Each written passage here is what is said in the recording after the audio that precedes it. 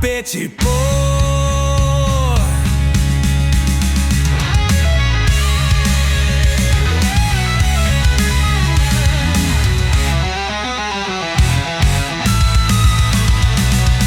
பொம்மாய் பத்தம் பந்து கூட தனியாடும்